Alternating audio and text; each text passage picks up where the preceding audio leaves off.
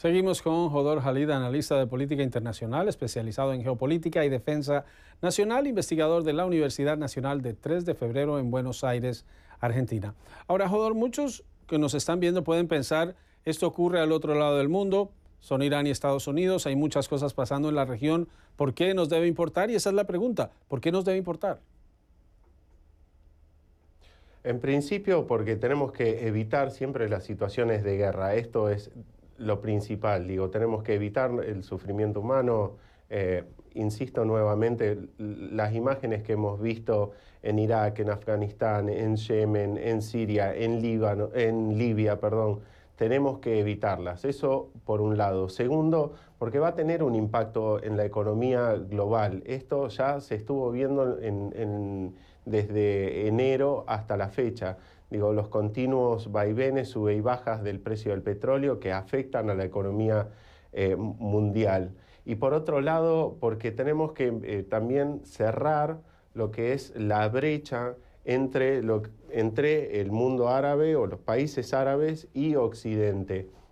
Esto es algo que lleva muchísimo más tiempo, ¿no? Lleva años, pero es sobre la paz y el diálogo es sobre lo que tenemos que construir para evitar un nuevo conflicto. El conflicto va a tener no solo consecuencias humanas, sino también económicas, y estas son las primeras que se notan a nivel mundial. Por eso creo que desde cualquier lugar del mundo debiéramos estar prestando atención, por lo menos, a esta situación de tensión y abogar porque esta situación de tensión no siga escalando y culmine en un nuevo conflicto en la región. Ahora, el presidente Trump, desde que era candidato y aún como presidente, ha dicho que iba a ser impredecible, que no quería ser el policía del mundo.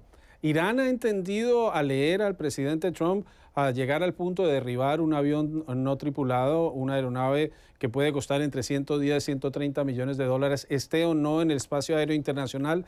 No cualquier gobierno toma una decisión de ese tipo y subestima a Estados Unidos a Irán, pensando que con este tipo de amenazas y con las sanciones económicas va a poder doblegar a ese gobierno.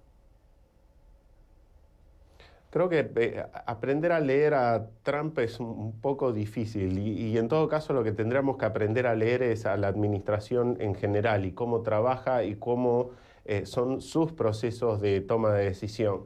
Se hace un poco difícil cuando los funcionarios rotan o se renuevan de una forma a veces tan espontánea, rápida, como pasa en la administración de Trump. Ahora bien, por otro lado, tumbar o derribar un avión no tripulado es algo más común de lo que muchas veces lo pensamos.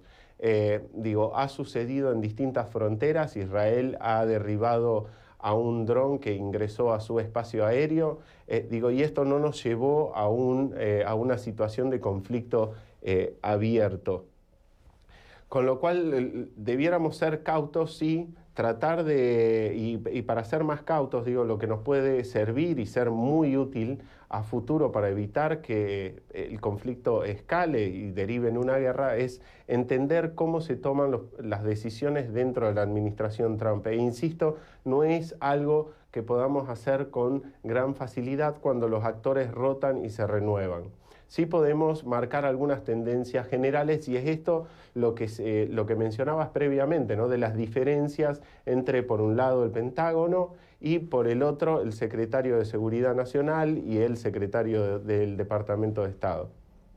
Y recuerdo no hace mucho que Irán logró interceptar un avión no tripulado, un dron, no lo derribó de esta manera, al parecer pudo entrar a sus comunicaciones y luego duplicó la tecnología aparte de esa guerra que se da a nivel internacional, por lo menos en las tensiones entre dos rivales como Estados Unidos e Irán. Muchas gracias.